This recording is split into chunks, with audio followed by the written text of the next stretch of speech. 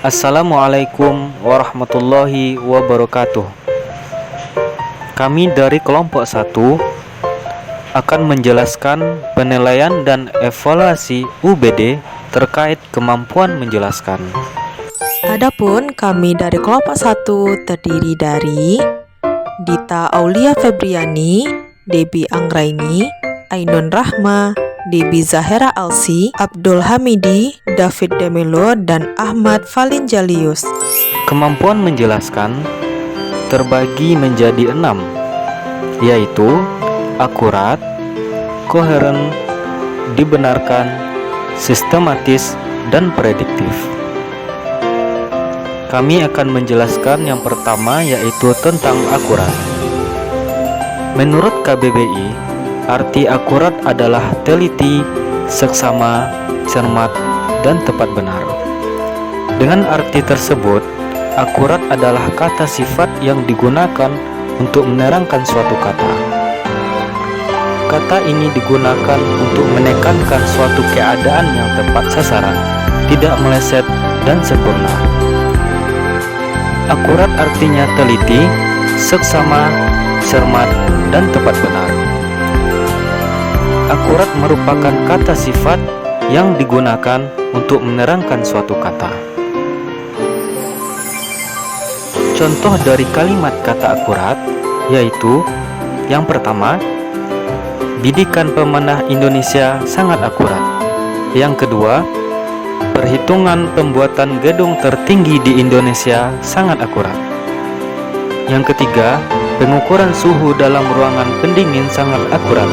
Yang keempat, pembuatan instrumentasi alat pengukuran ketinggian telah diuji dan terbukti akurat.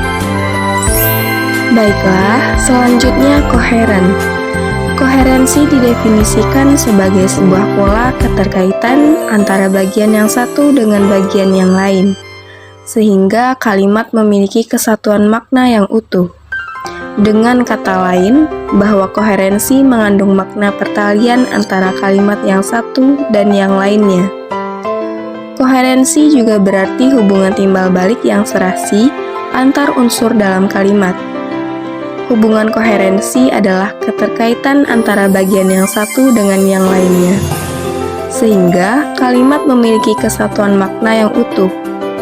Wacana yang koheren memiliki ciri-ciri susunannya teratur dan amanatnya terjalin rapi, sehingga mudah diinterpretasikan. Contoh kalimat koheren. Yang pertama, belajarlah yang rajin. Kamu bisa meraih cita-cita setinggi langit. Pada contoh tersebut, kalimat pertama dan kedua terlihat berbeda. Namun, kalimat kedua merupakan pendukung gagasan pada kalimat pertama. Contoh yang kedua, meja ini terlihat tua namun masih bagus. Pak Kamso adalah pemiliknya. Ia rajin merawatnya. Pada contoh tersebut, kalimat kedua merupakan pendukung gagasan yang termuat pada kalimat pertama. Selanjutnya yaitu dibenarkan. Dibenarkan dengan awalan ditambah kata benar dan akhiran kan, yaitu kalimat pasif, antara lain di, ku, kau. Kalimat transitif, benarkan, imperatif, lah. Bentuk pasif dari membenarkan. Menurut KBBI, dibenarkan adalah termakbul atau arti kata lainnya yaitu berhasil. Sistematis. Menurut Kamus Besar Bahasa Indonesia atau KBBI, sistematis atau sistematis teratur menurut sistem, memakai sistem dengan cara yang diatur baik-baik. Sistematis adalah segala usaha untuk menguraikan dan merumuskan sesuatu dalam hubungan yang teratur dan logis sehingga membentuk suatu sistem yang berarti secara utuh, menyeluruh, terpadu, mampu menjelaskan rangkaian sebab akibat, menyangkut objeknya. Baiklah, selanjutnya yaitu tentang manfaat sistematis. Jelajahi peluang baru. Pemikiran sistematis dapat membantu menemukan cara baru untuk meningkatkan efisiensi dan penghematan sumber daya. Mempelajari sistem organisasi dan interaksi antara elemen-elemennya dapat membantu mengembangkan ide dan inovasi baru.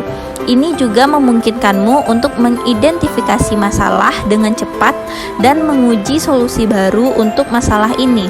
Selanjutnya yaitu minimalkan dampak kesalahan. Kesalahan dapat terjadi ketika membuat keputusan tanpa penelitian atau analisis sistematis yang tepat. Berpikir sistematis adalah proses yang dapat membantu mengantisipasi konsekuensi kesalahan dalam penilaian untuk membantu meminimalkan dampaknya terhadap sistem. Sangat penting untuk menganalisis sistem secara menyeluruh sebelum membuat keputusan tentang manajemennya. Selanjutnya, manfaat dari berpikir sistematis yaitu buat rencana yang realistis. Memahami hubungan antara elemen-elemen dalam suatu sistem dapat memungkinkan kamu membuat rencana yang realistis untuk masa depan. Kamu dapat menetapkan tujuan yang dapat dicapai untuk suatu organisasi berdasarkan pengetahuan tentang suatu sistem dan bagaimana elemennya dalam berinteraksi. Kamu bahkan dapat membangun ini menjadi strategi yang lebih luas untuk masa depan, membantu memotivasi diri sendiri dan rekan kerja. Selanjutnya adalah perbaiki desain yang rusak. Berpikir sistematis adalah cara memperbaiki pola pikir terhadap apapun yang rusak. Kita dapat mengintegrasikan antara tujuan dan proyek yang berbeda ke dalam desain sistem baru.